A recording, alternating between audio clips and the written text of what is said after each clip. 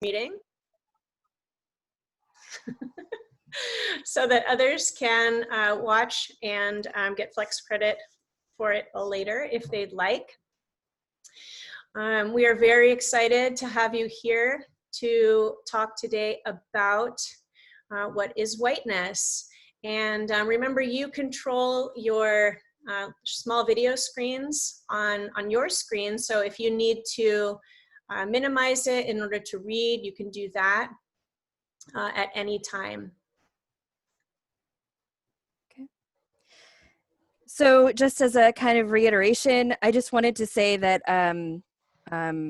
like we said in our flex thing, that we're talking about the origins of whiteness and how whiteness has been used throughout American history. But I did have a really great quote that I wanted to say really quickly, and that's that being white does not mean that you haven't experienced hardships or oppression. Being white does not mean that you have not faced hardships or oppression based on the color of your skin. So I just kind of want to give you this as a framework for something you can use in your classrooms and discuss, that we need to be honest about the ways that white people have benefited from racism so that we can work towards a more equitable and fair, just society. Thanks, Karen. So I'm just gonna do our guidelines really quickly. As you know, the session will be recorded. Please mute your mic when you are not speaking. If you step away or need to speak to someone in person, please turn off your video and mute your mic. If you ask a question in the chat that you'd like the facilitator to see, write question or cue preceding the question. If time permits, we're going to host a short Q&A at the end, but we will have interactive features throughout the presentation. Please post your questions throughout the presentation to the chat if you have them. And I can share those with the speakers as well. So our Zoom agreements, share only what you feel comfortable sharing. Please share the speaking time. Practice respect, humility, and honest listening. Create a safe space by having patience and compassion for others with different views than you. Use the chat box in the spirit of community with affirmations, comments, and ideas. Recognize that we're all learners, here to explore new ideas and/or uncomfortable feelings. If you would like to share your pronouns, either temporarily or permanently, this is the way to do that. And you can do that while you're in the meeting, temporarily, or you can take a screenshot of this if you'd like to do it later.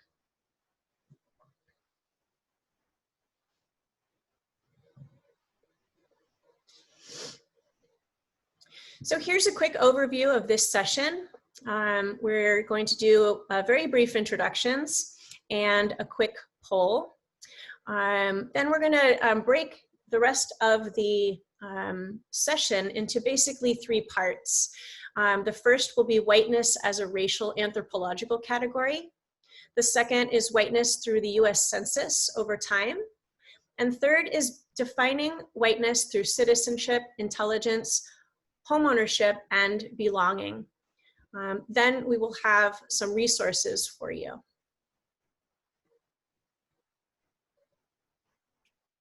Okay, so we're going to do quick introductions of all of us. My name's Mary Klon. I teach history at Miramar, and I teach US history, so 109 and 110.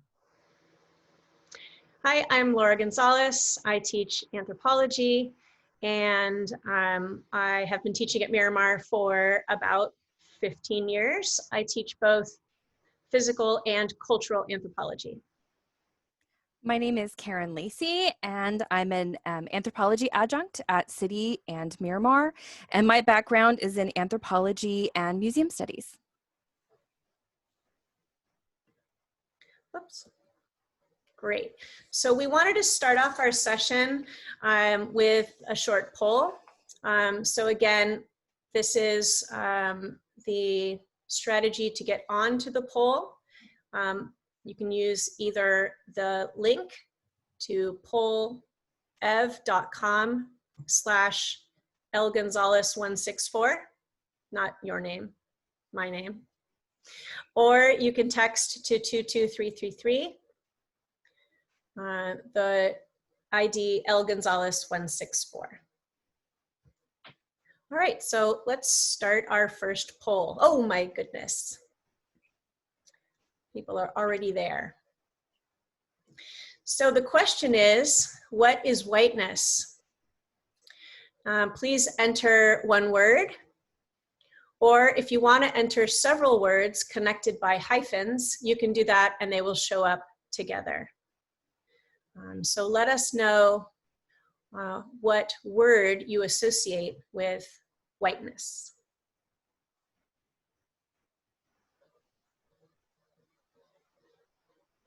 I'm sure many of you have used word clouds before. So as you might know, the more people that answer a particular word, the larger that word will grow on the word cloud. So it looks like privilege is our sort of most common association with whiteness. Looks like power is our sort of second most associated word, and culture and constructed are our third most associated word. And there's a lot of different words coming in here, positive and negative. Looks like there are words that sort of describe our, what do I want to say, our stereotypes, but also, you know, maybe people's experience as a white person or in dealing with white people. All right, thank you so much for sharing your ideas. We're going to, you know, be able to talk about a lot of these things today in our presentation.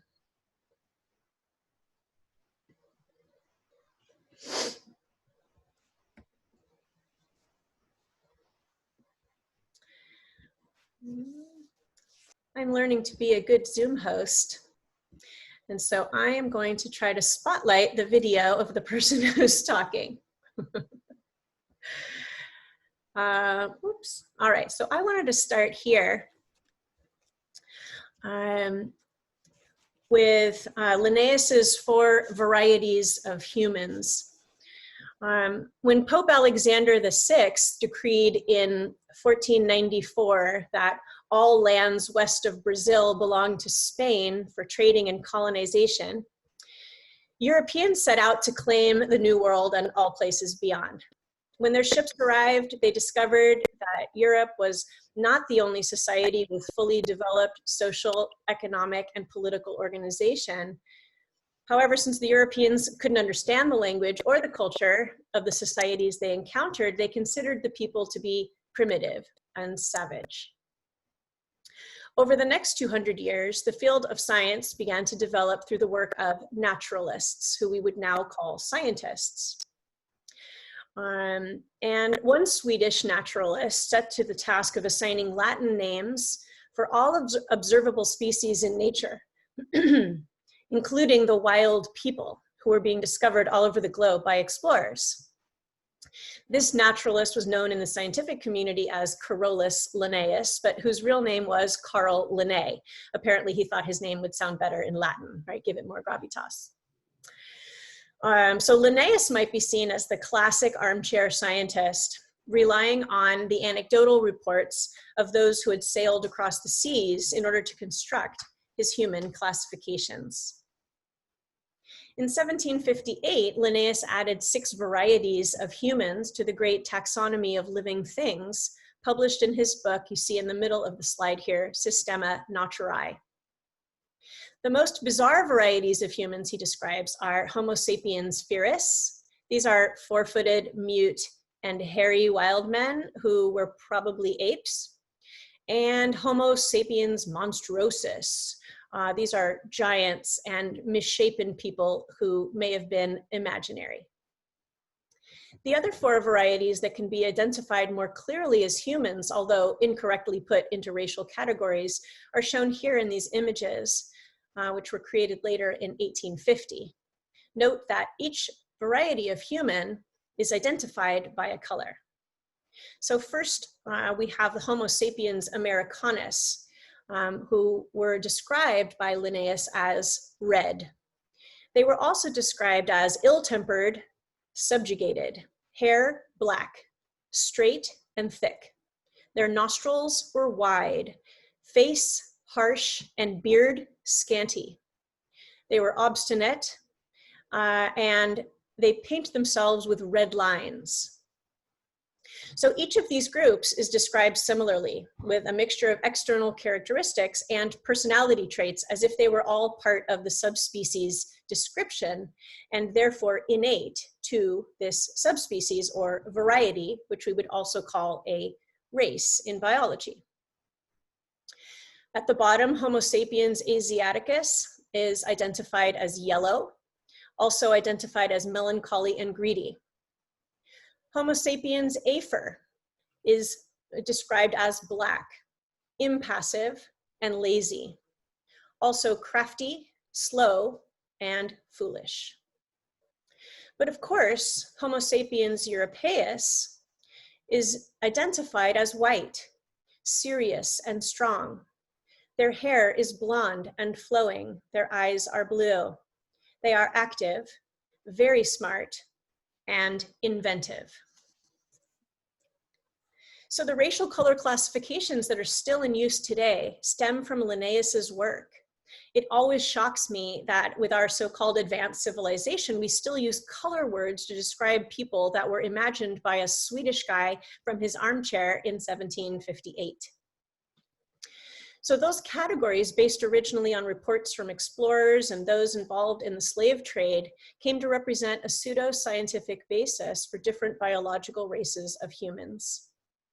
It laid the foundation for centuries of slavery and oppression of non-white peoples based on quote unquote God-given or innate traits that were unalterable.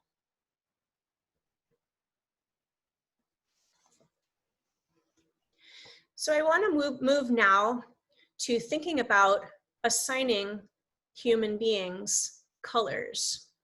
And I want to start by asking you to put into the chat what feelings or words do these images evoke for you? Please start with the first image of the hoodie here. What does this image evoke for you?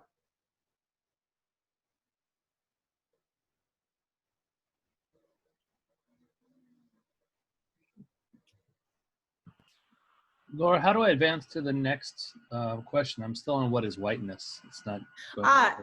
So Channing, this one is actually just right on your Zoom link. It's inside Zoom, not on the poll. Okay, thank you. You're welcome. So we've got dark, evil, spooky, mysterious, danger, grim reaper, which is death, right? To describe this, this image with a black background and a black hoodie.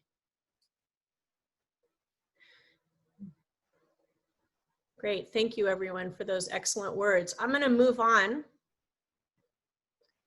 to another colorful image with greens and blues. What words does this image evoke for you? We've got life, peaceful, joyous, paradise, tranquil. I think we'd all like to be here right now. Natural, calmness. Okay, let me give you one more.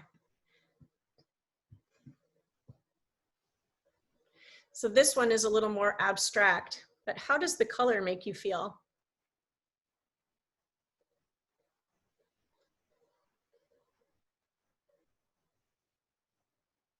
Interesting.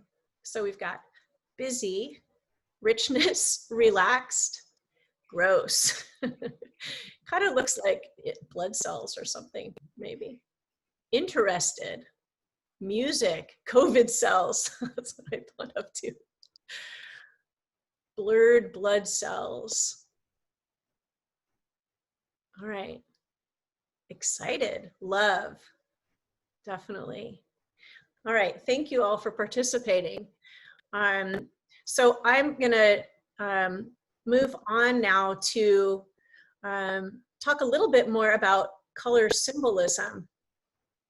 Color symbolism is said to come from many different places, including nature and maybe even our innate responses as humans to things in our environment.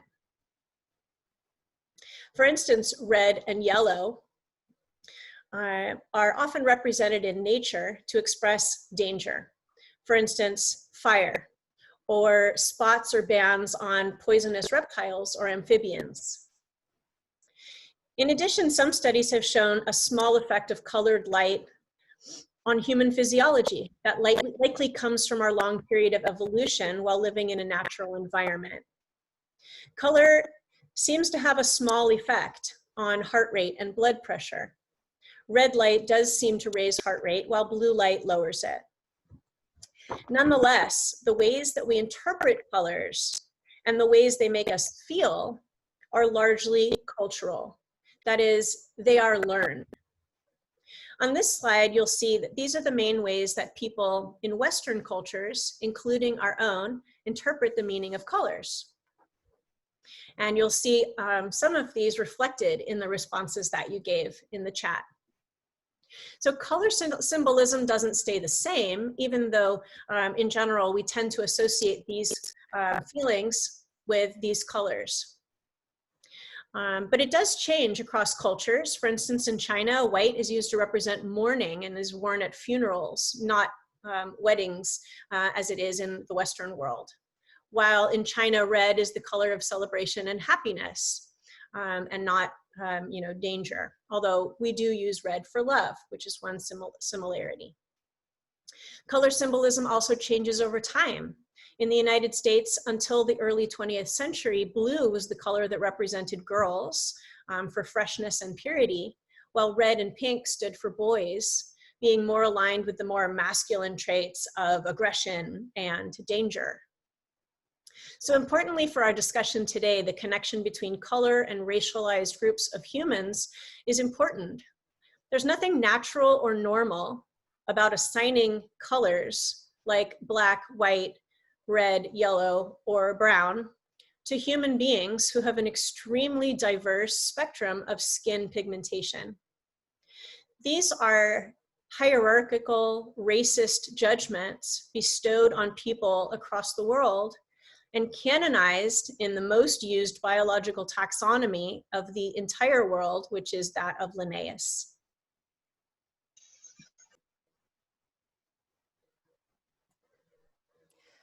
Okay, so for the next couple of slides, I want you to kind of just keep some words in mind. We're going to be showing you 3 different censuses. So, and then, write down what category that you or your family would fit into. And at the end, we're going to have like a little word cloud that you can kind of input it in. But this is the very first census. This is a 1790 census. This was the first time it was ever done. And it was put together just to, kind of get numbers for representation in Congress and taxation. But what's really interesting about it is that it counted every free person and all indentured servants, but it did exclude Indians who were not taxed and tallied only enslaved persons at 3/5. And they were not considered citizens as well. So for this particular census, someone would come around and write it down for you, or you might have the ability to do it for yourself. The only categories would have been free white male, 16 and up, free white male under 16, free white female, and then all other freed persons and slaves. If you were like me, my ancestor was an indentured servant, so technically that would be counted as a slave.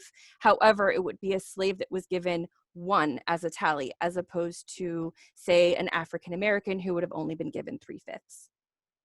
Next slide, please. So a little while later, remember we're doing the census every 10 years. This is the 1870 census. So by this point, they're really expanding the data that they're trying to collect for, different purposes. And they're now including a category for color, as opposed to just telling, what part of the population that you would fall into in terms of like voting and things like that. So note that you can only pick one color, and most of the time it was picked for you, again, as is the case for many. So you could be white, black, mulatto, Chinese, and this would include everyone from Asia, or Indian, or American Indian, depending on, who was writing everything out. The last thing I would really say about this one is, again, that the categories in terms of where you would fit wasn't always clear. So what was considered, Mary's going to talk about this a little bit more, what was considered white, what was considered American Indian, Chinese, all those things were really fluid, and they would change with each census in terms of like the definitions and things like that. Next slide, please. So this one is the 1950 census. By this point, instead of saying color, they've changed it to race. And finally, you have the ability to pick other instead of being white, black, American Indian, Japanese, Chinese, Filipino, or other. Those are basically your choices for this one. So if you were someone who would want to pick multiple different categories, you were unable to do that unless you picked other. So there you go. And next slide, please. So for this one, I don't want you to write anything down, but I did want to point out the 2020 census, in which they were kind of trying to change some of the definitions of race and ethnicity. So what's kind of interesting about this one is that they decided to keep Hispanic, Latino, and Spanish origin as an ethnicity, not a race, but all the other categories are now race. So that would mean that you could check yourself as being white, black, American Indian, Native Alaskan, just to kind of name a few. But this one, something that they were trying to do was kind of allow for you to put your racial origins. So for this one, if you wanted to check, for me, I would check white, but I have a lot of different, backgrounds in my family tree. So I would now have to essentially choose, which one of my European, ancestors to say that I most identify with. And that's something that many people have had to deal with in the census for long periods of time, and now they're calling it out. But what if you don't know your background, as is the case with many people? We might not know what we are, so then we can't really fill that out. What else to say about this one? Oh, also, I have a little link there if you guys are interested, so that you can see all the different categories throughout the entire census up until 2010. If you want to use that in class, it's a really nice website. Yeah. So, Karen, if you want. So when I filled out the census online, I had to text my sister because I didn't know. I didn't know my all of the European origins, because I'm white, but like German, Polish, English, all the things, and she had to tell me because she's the family genealogist. But otherwise, I was just throwing things out there. So it's something to think about when you're thinking about why are we calculating all of these categories, and what does it actually mean if we're just sort of grasping at family history to fill this thing out. Right, exactly. And it also is interesting, and you're going to talk about this in a minute, Mary, is that the definitions for each one of these has changed over time. And I think that's kind of really interesting to see. And some of these words are words like that we wouldn't even use, and they're still kind of being in the census as well, with something else I would say. But anyway, next slide. So this is a picture that you may have seen if you've ever seen the Race Are We So Different exhibit. It's currently at the San Diego Museum of Man, but you can find a number of resources online for it as well. And what I love about this picture, this is going to help you guys in a minute with your word cloud, is that it's really showing the fluidity of not only the categories themselves, but also the identities that were assigned in many cases. So think about your own categories, that from 1790, 1870, and 1950, and what that says about you, but most importantly, what it really leaves out about who you are. So for example, the t-shirt on the far right side, so the lady here is Japanese, Korean, and Asian. So what's really interesting is you can see the history of a lot of these different terms. So back when she would have originally done this census, there wasn't any other category besides Japanese or Chinese if you were someone who was from, Asia. But then in 1970s, she would have been able to choose Korean. Because she actually identified with both Japanese and Korean. So by the time the 1990 census came around, instead of, choosing which one, she just chose both through the Asian one. So I think that was kind of really what I wanted you guys to see with this particular picture. So now let's go to the word cloud. And if you don't mind, use those 3 words from each one of those different censuses and put it together with a hyphen so that we can see what some of you guys would put.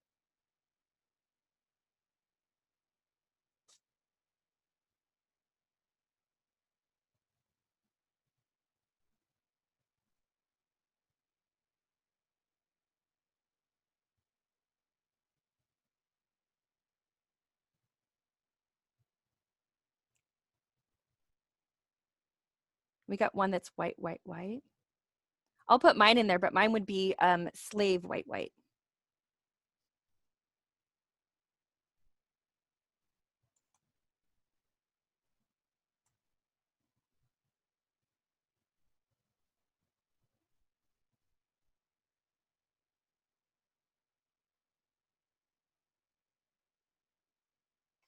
And so remember, for that 1790 census, it wouldn't be white, it would be either free white or slave, depending on being an indentured servant or not.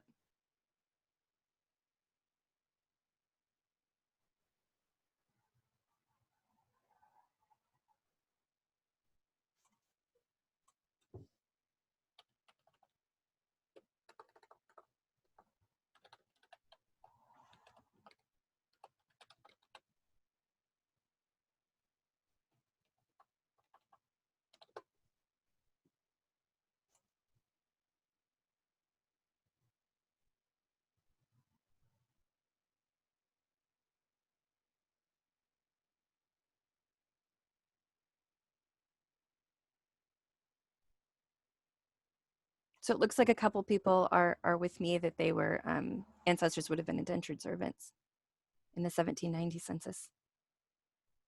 And there's a lot of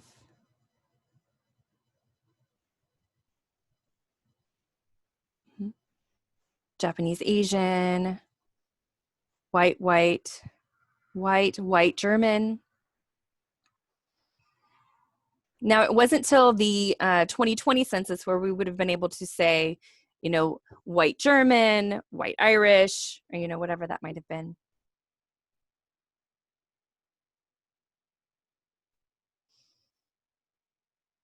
Oh, Trudy, for the 1790s, that would have been free white, slave, or other free persons. And I guess it would have to be your father's side of the family that we're looking at, because it would always be sort of head of household in the 1790s.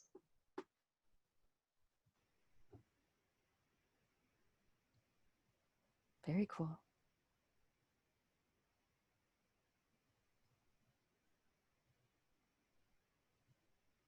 We have a couple in the chat box I see as well. And what's kind of really interesting is that these are all categories that sometimes are under color, sometimes are under race, sometimes are technically cultural related or country related. So it's never really clear. And every 10 years, we get a whole new set of definitions, it feels like. Mary or Laura, did you want to add anything about this before we move on?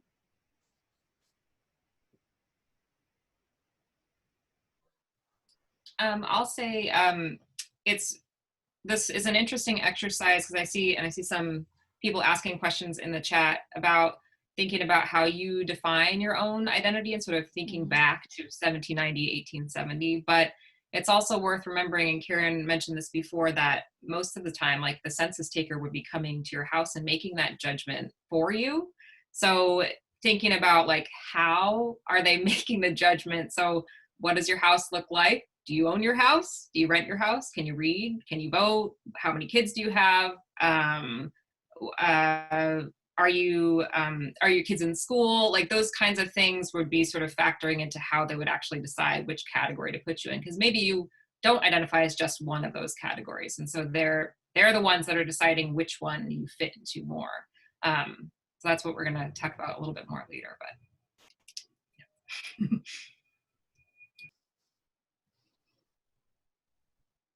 Yeah, and I think it's interesting if you think of the idea of like where you're living and how you're living. For my personal history, my ancestor was here, indentured servant, but then ran away. So in one census, he's a slave, and the next one, he's free white because he started, making money and was able to buy a farm, but had to hide his identity so that no one knew that he technically walked out on his indentured servitude. So it was very visual. You can see that in the census. It's like, nope, this person's not that other person. It's a different one. They also left their name the same, which I think was really interesting too.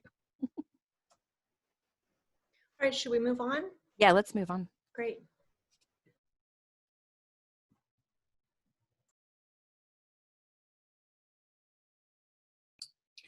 Okay, so I'm going to talk a little bit about kind of a long history of how the category of white kind of develops. I'm going to start with 1691, and then I'm going to go into the 20th century pretty quickly.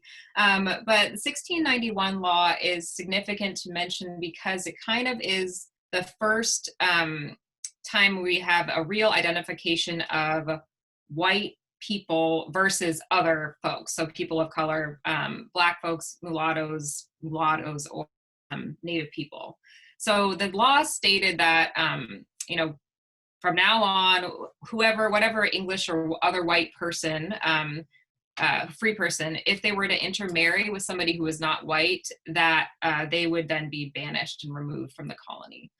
So the law is designed to basically prevent interracial marriage. And then, why? It's probably because we're getting more and more of a clearly specified definition of white and Black, or white and not white, and what that means is as far as slave and free status, but also the fact that people just didn't know what to do with the children of these unions. So where would they fall?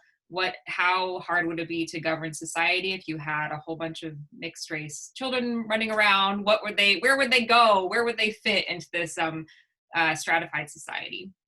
So it gets into this idea of whiteness as something that has to be protected and guarded for certain people, and certain other folks are not sort of allowed in to either identify that personally or share in the benefits of whiteness, which more and more it means freedom. So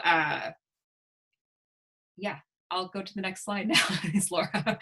Okay, so I'm zooming now through to the 20th century, but I'm going to talk a little bit about the ways in which whiteness is associated with a whole bunch of structures and ideologies that make it really a thing into itself. So we were playing around with the title of this presentation, and I said it should be just whiteness is a thing. Like whiteness is something that has a real impact on people, and it's not just our personal identity or the personal identity of people you know and love, or maybe don't love, but it's also something that functions as a structure of power in society, especially over the course of U.S. history.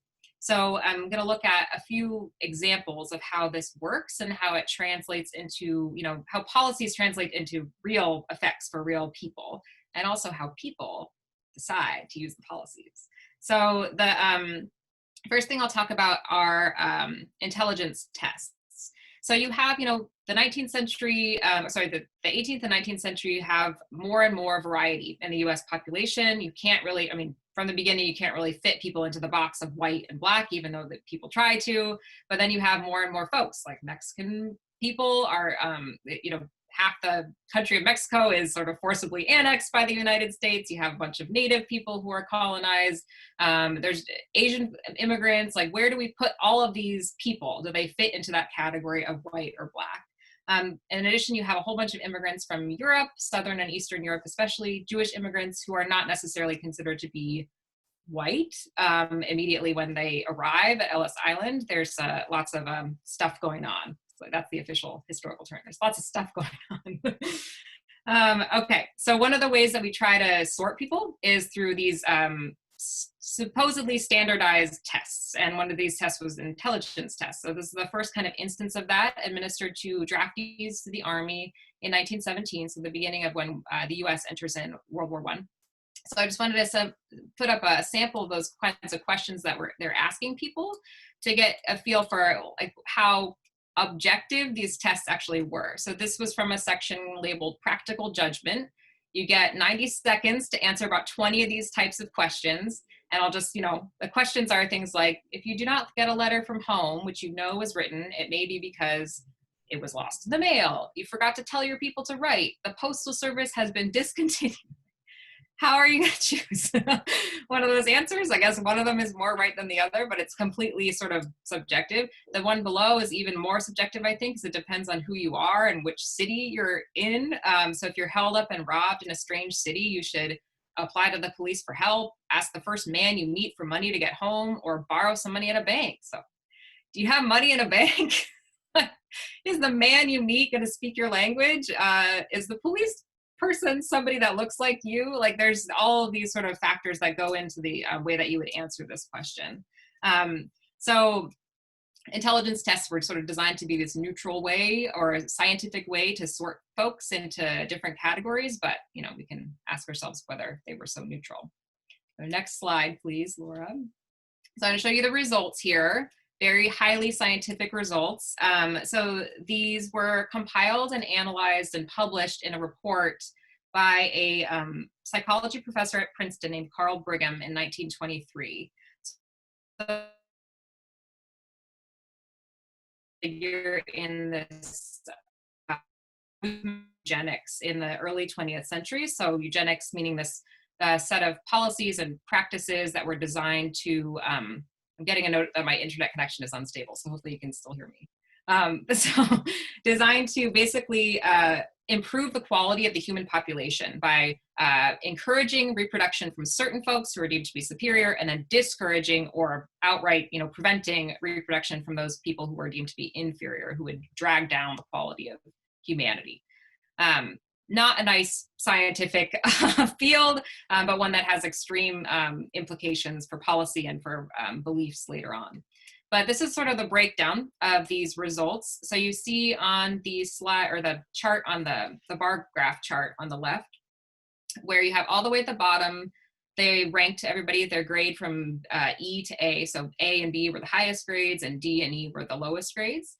So the people that scored the lowest on these intelligence tests were all of the Black draftees. So they're at the very bottom. The people that scored the highest were all of the folks that were from England. So you had sort of all these people in between that were sort of ranked as to what their intelligence was based on this this particular test. So you have in the middle, we have like the total number of white draftees is sort of somewhere in the middle, but then you have that sort of portioned out based on where their origins are from. So England, Holland, Scotland are supposedly the smartest. And then down at the bottom, we have Poland and Italy and Russia. So they're just like a little bit above Black folks. So you can see this sort of range. Obviously, you have one group at the bottom who's deemed to be extremely, low, and then one group at the top that's deemed to be extremely smart. And then the ruler graph on the other side is the same kind of thing, just broken down into so-called mental ages. So you have US officers all the way at the top, and then the draftees of the Black draftees at the bottom with their supposed average mental age of 10 years old. So this report was really influential. It became kind of one of the reasons why we passed an extremely restrictive immigration law in 1924. So the most restrictive law that we've passed that severely limited immigration from Southern and Eastern Europe. It completely banned all immigration from Asia. And this is kind of one of the justifications for that, like the idea that we want folks from England and Holland and Scotland to come. They're going to improve our population. We do not want people from Poland and Russia and Italy to come. They're going to drag us down. So Brigham is a guy. He actually went on to design the SAT for the College Board. So you can thank him for that. He actually then walked back his results and said that they probably weren't accurate because he was administering the test in English, and a lot of these folks did not speak English. But by then it was too late. It had already been sort of used to do all of these things. So, next slide. One of the things that it went on to do was to be adapted by this guy, Henry H. Goddard, who is another psychologist, another eugenicist, and he administered these kinds of tests to immigrants arriving at Ellis Island. So, surprise, surprise, he found that most immigrants were mentally defective.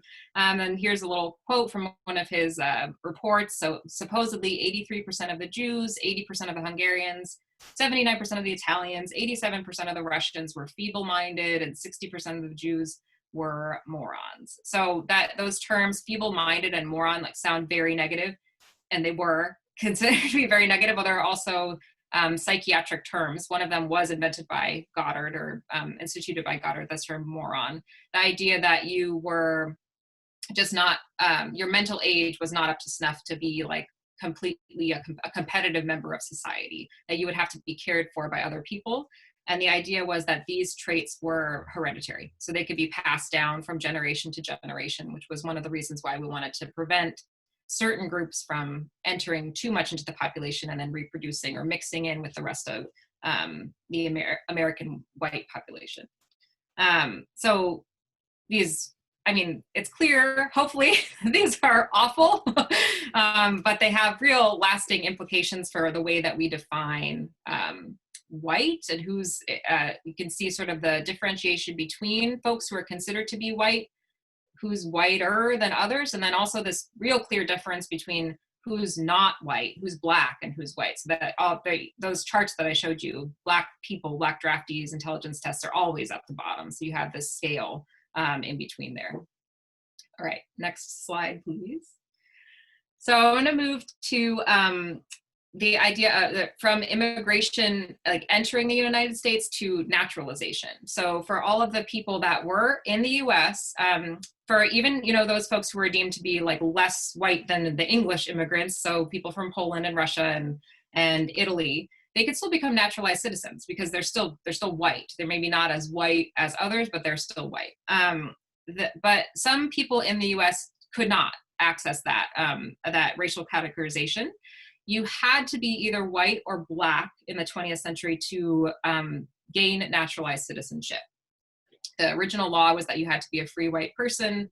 After the 14th Amendment, and all the, you know, enslaved people are free, you can be a black person, free black person, and gain citizenship as well. So that brings up a lot of interesting questions for Asian immigrants, especially people who have been in the United States for a long time, who are, you know, basically, you know, wanted to be US citizens.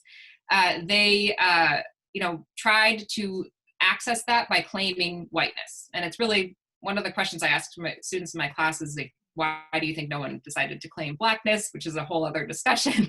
But these two figures who I'll talk about, Takao Ozawa from Japan and Bhagat Singh Thind from India, both tried to claim that they were white in order to gain access to American citizenship.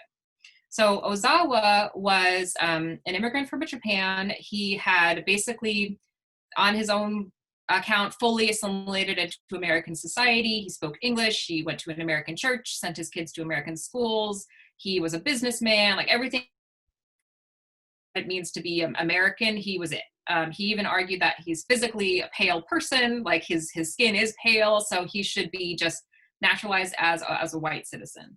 And the Supreme Court disagreed. So they decided to use this sort of quote unquote scientific way of defining whiteness by reasoning that, you know, this line of decisions in federal and state courts has held that a white person is only somebody who's popularly known as like the Caucasian race. Japanese people have never been associated with Caucasian, that scientific term, so they're not white, and so your application is denied. So he was not able to become naturalized, which is an interesting sort of take on this.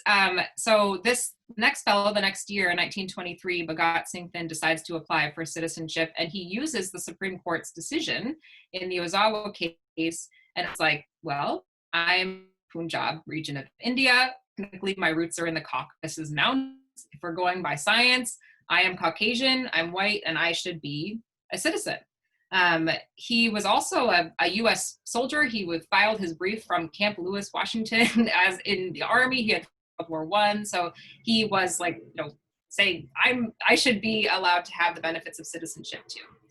And the Supreme Court said, no, we don't buy it. So they argued that, maybe you're sort of in Caucasus Mountains, but in the popular conception, like if you were walking down the street, you would not be considered white. There's no way we can let this go. So their argument was that in the popular conception, he's an alien to the white race, part of the, quote, white man's burden.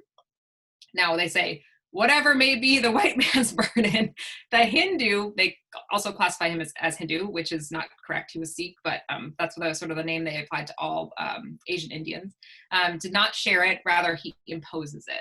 So the white man's burden, they're bringing back an idea from the late 19th century that's applied to, colonized nations, especially of the US and Britain. So the Philippines, India, other colonies, that notion that the white man has the responsibility of lifting up all the people in those colonized countries. So they're saying, well, this man is not responsible for lifting up anybody. We are responsible for lifting him up, therefore he's not white, and they denied. Okay, all right, so next slide. So getting more and more confusing, honestly. So what I sort of tell my students when I talk about those two cases is that we have at the end of those cases sort of an idea of who is Asian. Like the Asian folks are sort of lumped together because those two cases are used to apply to all sorts of immigration cases from different Asian nations. So there's this new category that's denied from citizenship. But we don't really know what whiteness is. Like they could have used multiple ways of defining this. Basically, well, you're not it, but there's no clear definition of what it is and who has access to it. So my next couple slides I wanted to talk about were the idea of whether whiteness could be taught to people to be white, and just how white could they learn to be. So I wanted to show two examples of Americanization practices that were targeted towards non-white and immigrant groups in the early 20th century. So notably, this is not practices that were necessarily targeted at Black people in the US. They were targeted at folks who were non-white and non-Black. So it was this in-between category. So American Indians and Mexican Americans, like these people who wasn't really sure where they're going to end up in this sort of racial hierarchy. So the sources here really show how clearly whiteness was tied to ideas about civilization, about behavior, certain ideas about consumption. There were these this sense that you could teach people how to be white if they just adopted these certain kinds of things. So the first example is from a song that was performed at the Hampton Institute, which was a school for Native children and also Black children in the early 20th century.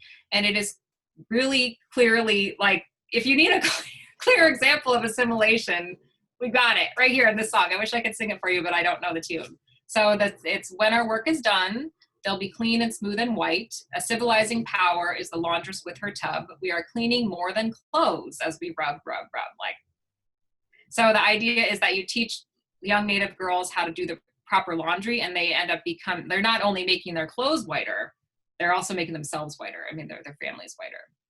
So I'll go to the next slide, please, Laura. So this is the same kind of thing as applied to Mexican Americans as well. So this is a pamphlet that was distributed to elementary schools in California, and it was geared specifically towards teaching young Mexican American girls how to be proper homemakers. The idea was that they would be able to translate those skills and then help civilize or adjust to civilization. That's actually the language that was used in the pamphlet, their families and their future families. So I'll read this quote, and the way I do it in my classes is I sort of read it slowly because it goes from one place to another very fast. So the idea was the noon lunch of the Mexican child quite often consists of a folded tortilla with no filling. There is no milk or fruit to whet the appetites. It's like, okay, they're concerned about food insecurity. Like they want them to have a little bit more to eat at lunch. And then we go on. So such a lunch is not conducive to learning. Fair enough. This child becomes lazy. Says his hunger unappeased. He watches for an opportunity to take food from the lunch boxes of more fortunate children.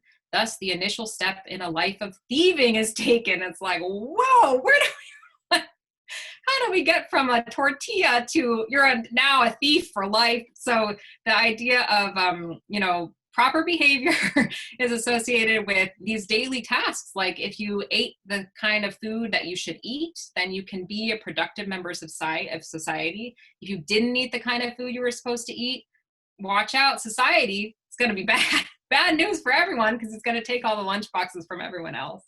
But basically, this kind of a critique of behavior, of culture, of food consumption, these kind of basic things, was applied to all sorts of immigrant groups in the early 20th century. So there's reports from social workers working with immigrant families saying things like, this family is still eating spaghetti, not quite Americanized yet, or this family seems to have a strong prejudice against oatmeal. Like there's this kind of idea that if you ate the right kind of food, you could be white enough to be assimilated or Americanized. And the whole pamphlet is really interesting. There are literally recipes full of things like oatmeal and mayonnaise and all the stereotypes we associate with white people food. They came from this kind of thing. So it's really interesting. So the idea was with both Native children and Mexican children, these this kind of in-between groups, the notion was, could you be fully assimilated into American society? Could you be considered white enough to be a member of American society? But it's really important to note that the place they were hoping these folks to get to was not like an equal playing ground with those who were considered to be more superior. So say a native-born white family who had roots from England and Scotland. It was like, could you be white enough to be a domestic servant in my house? Could you be white enough to be my farmhand? Could you be a blacksmith? But not could you be a senator? Could you be sitting across from me at the table eating in the same restaurant? It was more classified than that, stratified than that. Okay, last thing, and then I'll have you, yes, Channing, thank you for saying that, because next slide, please. Okay, so I wanted to talk a little bit about this image, and then I wanted to actually hear what you all have to say about this. So Channing actually helped me by saying this little tidbit here. So this image is from Carlisle Indian School, which is the very first Indian boarding school that was instituted in 1880s. And the idea with Indian boarding schools was that you could take Native children at a very young age from their homes, their communities, their reservations, take them usually far away, and basically remove all aspects of Native culture and teach them how to be a white enough citizen or American citizen. So there's lots of tools that were used. All of them were violent. They were involved, taking away language, cultural practices, changing the way you looked, your dress, changing your behavior and comportment. Everything about it was extremely violent. And this is kind of the promotional material that was distributed of touting the success of these kinds of programs. So this is something that Carlisle would send out to donors, to legislators, to highlight the work that they were doing there. So I wanted to actually take a break and just ask you all what you noticed about this image, if there's any questions you have about it, just sort of reflecting on the past few slides. And I'll just leave it at that. Channing also started us off in the chat, but you can unmute yourself and talk too as well if you feel comfortable. If you'd like to unmute and ask a question verbally, go ahead and put your hand up and I'll call on you. Otherwise, we can host the questions in the chat.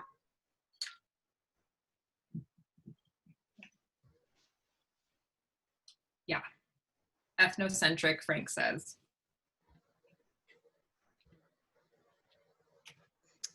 Yeah, it looks like Channing has a question. More of a comment, because I've studied this and I actually teach about it in my music classes. But yeah, it was really, really, really bad. I mean, the children, if they spoke native languages, they'd wash their mouth out with soap.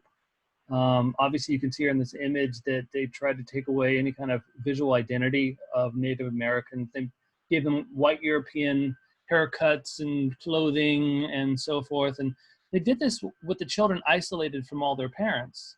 And so children in that environment, especially after several years, I mean, what do they know? It's their environment they live with. And all of this was really, like I said in the chat, that was an attempt to just Americanize Native Americans so that the problem would just go away by removing their culture, removing, you know, their identity. Anyways, that's what I wanted to say. Yeah, absolutely. Yeah, it was, I mean, the stories from people who went through these schools and then wrote sort of their memories or memoirs of this, and their point of like departure from their homes into these schools is always just horrifying, just used by either being like stolen, literally stolen, tricked into going, and then by the time your parents realize sort of that it's permanent, you're thousands of miles away and you can't go back. So yeah, thank you, Channing, for elaborating on that a little bit. So Melissa said something in the chat, which I think is really interesting. So Mexico, Latin America, there's the saying, like, don't be an Indian. This really embodies that. So a notion that there's one part of your identity or part of the culture that could be deemed less than the other part. And this is sort of like a progression, which is something I think that, I think it was Jonathan said, it was from quote unquote savage to sophisticated, the sort of before and after, before you entered this school and after you came out supposedly improved, quote unquote.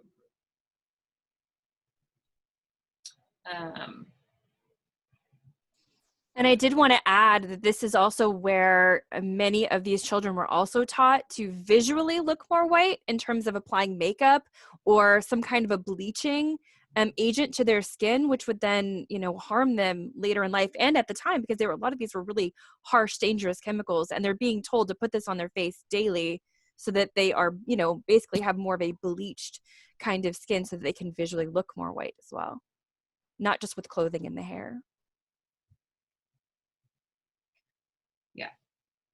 Yeah, I think, who else? Oh, Laura. They also died by the thousands in the schools. Yeah, so this it goes to the overall structure of whiteness, not as like a personal this way, now you're this way. Also a, you know, a system of power, a structure of power. So changing something by removing something else. Yeah. Yeah. Good. Should we move on? Yeah, Alana, yes, absolutely. That's a really good question.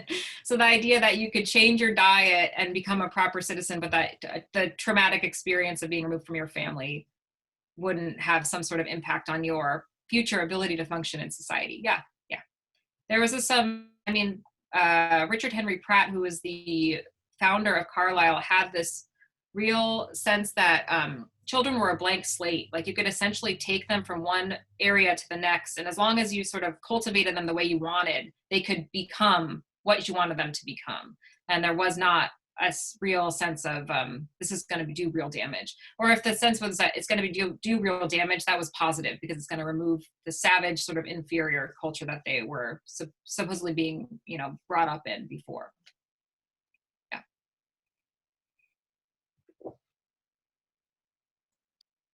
Okay, so with this slide, this is a picture that I sometimes show in class, and you can kind of put it up there, and really quickly we'll do kind of a little bit of an exercise if you want to just put this in the chat, but basically saying which line do you think is longer, A or B? I'll give you guys a second to put what you guys think. And says same length. Same.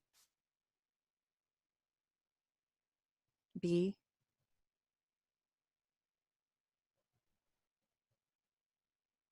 A lot of people are saying they're the same, but B gives the illusion of longer.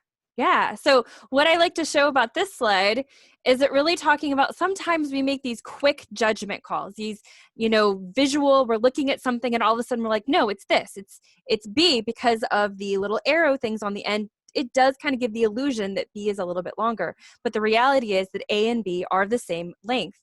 And when we're talking about that in class, it really shows that in many ways we're making some of these choices consciously or subconsciously. We make these quick judgment calls on a person in terms of how they're dressed, how they look, and in terms of like, you know, what's going on in their lived experiences and things like that. And that we are influenced by our experiences and our cultures when we make those decisions. And this is definitely what would happen in the census when someone is writing some of this stuff down in terms of those really quick decisions on us. And also showing something like this, I also kind of launched into a little bit of a conversation about how privilege is not individual, but structural.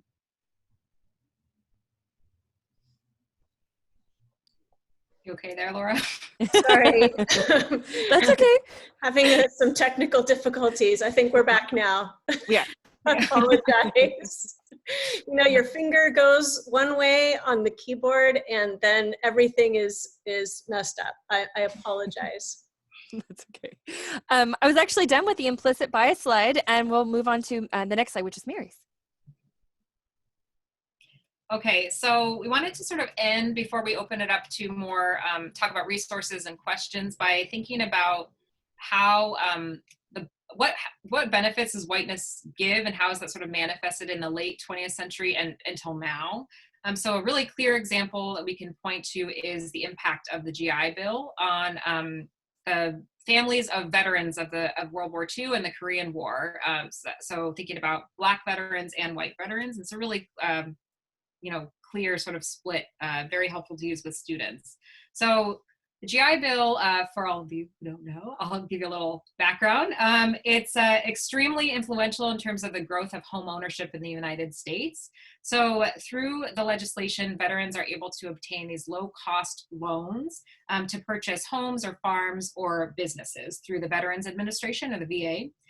So securing property is really important for veterans and their families because they would then be paying off a mortgage, low-cost mortgage. They're invited to incur more debt, which is a real benefit in a society where credit is, crucial for personal prosperity. So owning a home is not just about owning your house or having a house to live in, but it's also about, you're building up equity, you're building up wealth for you and your family. So between the end of World War II and 1966, a fifth of all single-family residences were financed by the GI Bill. In California, it's more than a half of all new home mortgages were financed by the VA or the Federal Housing Administration, which is another federal program. So this is a real significant federal program that impacts a lot of people and it impacts the landscape of the United States pretty drastically. So the question is, though, are these homes and these low-cost loans available to all veterans? And the answer is no, and for a variety of reasons. They're largely inaccessible to Black veterans. So I want to actually, Laura, will you skip to the next slide, and I'll come back to this one. Part of the reason why is because the lending agencies, so the VA, the FHA, and private banks are all using these maps that were created in the 1930s by the Homeowners Loan Corporation, or HOLC, which was a New Deal program. Basically, what these maps did was divide out your city and zone it for whichever area was going to be the best investment for granting a loan to somebody to build a house or buy a house, and which areas were going to be the worst investment. And this had real lasting implications. So the maps were ranked from A to D. So if you had an A ranking, it was like a good neighborhood. D ranking is a bad neighborhood. The D neighborhoods are outlined in red, hence the term redlining. So this website linked to in our resources slide, but it's extremely interesting. I recommend everybody go to it and go find the maps for your city, because they have all of the maps that are up there, and you can see the actual descriptions that were attached to each of these neighborhoods. And it's a really interesting exercise, especially if you ask students to sort of go find their neighborhood right now and see how it will be ranked according to these HOLC maps. So this is a couple examples from San Diego's map. So you have one, a red area, so not a good investment, which was a little section of La Jolla. So up in that, everything else is surrounded by green and blue in La Jolla, in one yellow. The red area was known as the servants' quarters of La Jolla, populated with serving class of whites, Negroes, and Mexicans. This particular area is set aside by common consent for the colored population. So one of the main reasons why an area would be zoned as D was not just because like you had maybe uneven ground or bad street lighting or whatever, but it was also like if you had a mixed race families living side by side. If you had a lot of people of color, a lot of immigrants, that would be, direct cause for it to be downgraded as a bad investment. So C10 is a Coronado neighborhood. So it says, oh, it's a desirable district, except that we have a colored population and a dump at the northeast portion of the area. If it weren't for those things, we would be classifying it as blue and comparable to B13. So the racial markup really does play a large role here. A12 is Kensington neighborhood in San Diego. So it says residents white with a few of the upper class Spanish families consisting of naval officers, business and professional men, retired people, and then clearly no threat of infiltration restricted to the Caucasian race. So these are like, could you be more obvious in how you're dividing out the impact of this racial classification here? So what happens is essentially this shuts out Black veterans and their families, or Black potential homeowners, for a bunch of different reasons. If you had the money to buy a home, you're not going to be able to buy in an area zoned as A or B, because that's would mean that the property values of your neighbors would go down. So Laura, if you go back to the other slide, you can see an example of that. That one. So this quote from Life magazine, which is the first Black families moving into Levittown, Pennsylvania. Levittown's this planned community. Every house looks the same. It says, probably a nice guy, but every time I look at him, I see $2,000 drop off the value of my house. So the idea is that even if a Black family were to move in, if they had the money to move, all of their accounts, they were the same class background as their neighbors, that would be bad for everybody involved, and that other white families would move, and they would downgrade the value of the neighborhood as a whole.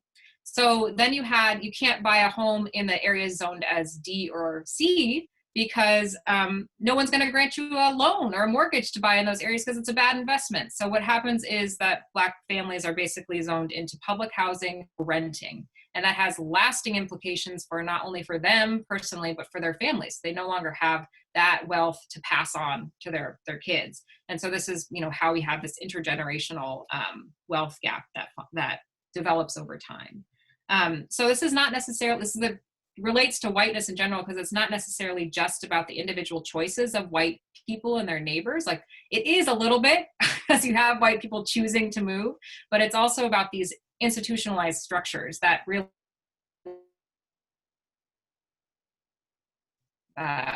conducive to, integrated living, equality, and all of that. And it has really long-term effects for both Black people and white people in the US today. Karen, did you want to add on you had a resource to share about this, right? Let me unmute yourself. Yes, I do. So you can actually go to YouTube. There is a really great 15-minute video that you can show in class that talks specifically about the racial wealth gap. And it highlights specifically the GI Bill and housing. It's really great. Like I said, it's only 15 minutes long. So if you type in explained racial wealth gap, it's also going to be located in our resources in a moment that you can use in class. And I should also say it's from a Netflix series, but they have it available on YouTube as a clip. So. Okay, so this way, we put it at the end. I don't know if we have time to talk about this. Laura, what do you think? We can skip this one if we're short on time. Good? Okay, so I put this in because Karen and I were talking about the idea of the melting pot and the American sense of itself as this conglomeration of cultures, and that's what's so great about America, which has it's not so great if we think about what this actually means. So I wanted to bring up this particular image, which is really interesting. So this is from the Henry Ford Museum. So this is something that Henry Ford of Ford Motor Company would do for all of his workers. He had this school called the English School, where he would have his immigrant workers who did not speak English attend these classes. They would learn how to speak English, but they'd also learn handy things like how to be a better worker for Ford, how to show up to work on time, and conduct yourself in the proper comportment, and do all the things that all the social workers who are writing down, they're still eating spaghetti, would be happy with. So he was, participating in this whole movement. And the ending ceremony was that, all the workers and their families would gather, and they would literally go into this giant pot. You can't You can't make this up. They go into this giant pot and come out holding the American flag. So it was a symbolism of first we come in different and then we come out all the same. So the idea was not that we share a bunch of things from other cultures and that makes us better. It was that you basically stripped away everything that's deemed not white enough and now are, you know, ready to go on your merry way and be the best worker you can be for Ford or whatever other country or company you're working for. So wanted to put that in there as a way to end sort of an idea of whiteness really manifesting here in like the overt symbolism just keeps coming. But it's really interesting, especially for our students to see this. It's like, oh, the melting pot is not literally just like, it's literally a pot that they're coming out of. All right. And that's all I have to say about that.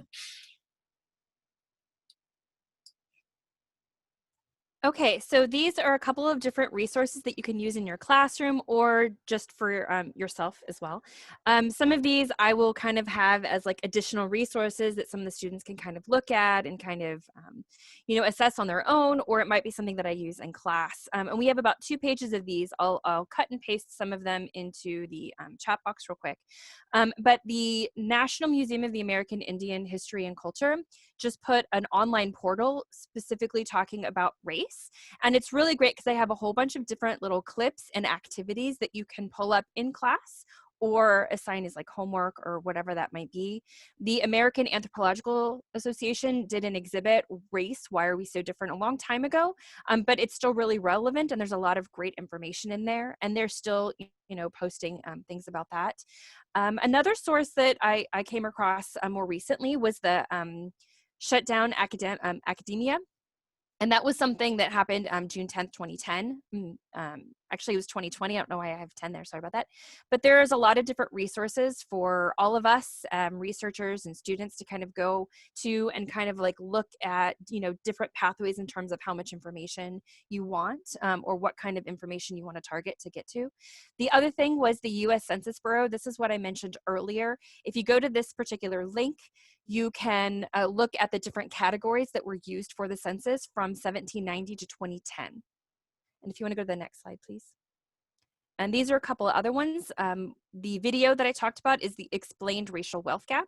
That's there at the bottom. And then there's also a couple of different like podcasts and articles talking about the narrative of white disenfranchisement. So you can see that there in terms of what the narrative is. And then sociologists and anthropologists, you know, talking about that and, you know, what it's really, the narrative has kind of become and it sounds like.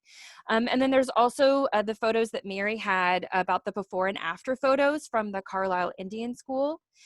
As well as another podcast, Seeing White. I think that was one of the ones that Mary put on there.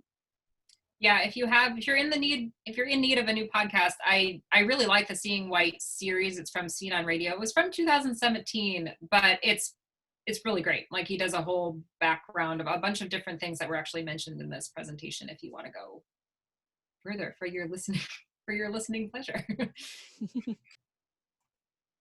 Right, and I am just putting the other list on there so you guys can see. It's a lot, but there's a lot of really great things out there for all of us to use in the classroom.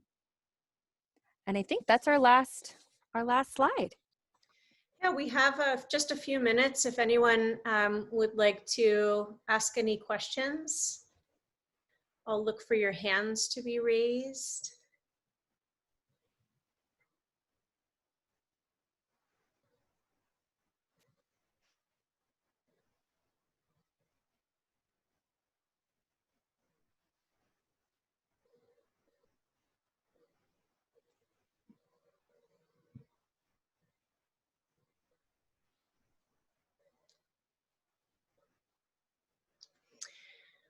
All right, well, if you have any questions that come up for you at any time, here's how to get in touch with any of us.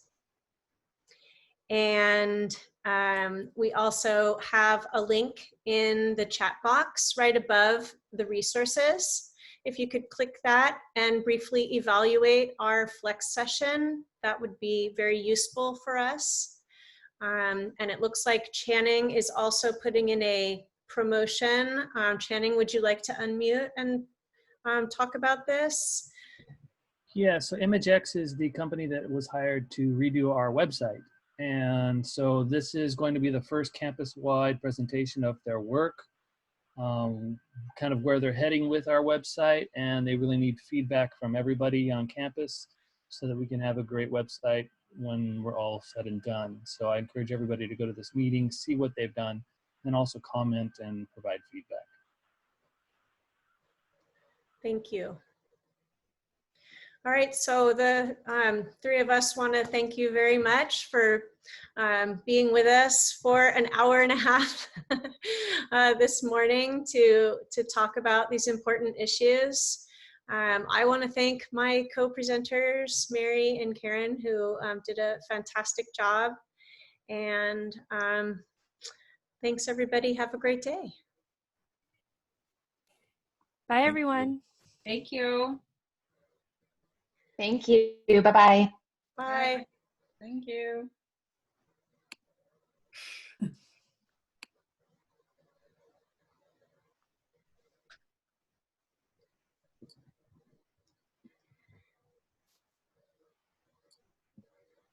Hi, Trudy.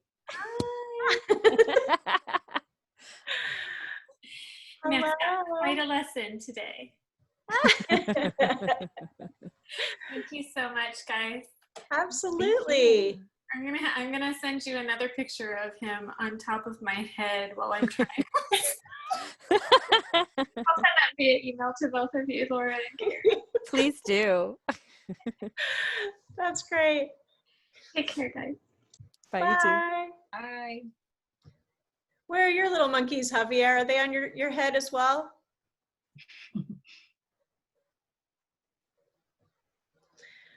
Javier yesterday is literally running up and down the halls to try to keep his little ones, there he is, keep his little ones out of a room where his wife is talking to the president of Compton College. And Cuyamaca. And Cuyamaca. I know. They behaved today. No, they did not. Outside in the patio. And they were on the trampoline and water table, and one person didn't want to share with the other one. Sorry for the brief nudity. We're all in So we're just Spider-Man watching. I'm wearing mine too. We're washing hands right now. Right now, we're arguing about what to watch on TV right now between both brothers. Yes. Oh, goodness. Very important.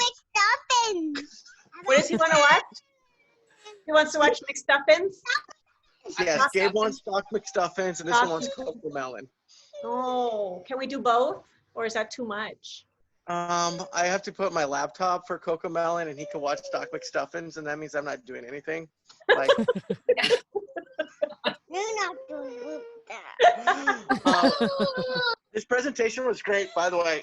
I got, when I did get a chance to hear it, it was awesome. By the way. Thank you. Oh, buddy, you're fine. I gotta go. I need to change his wet diaper.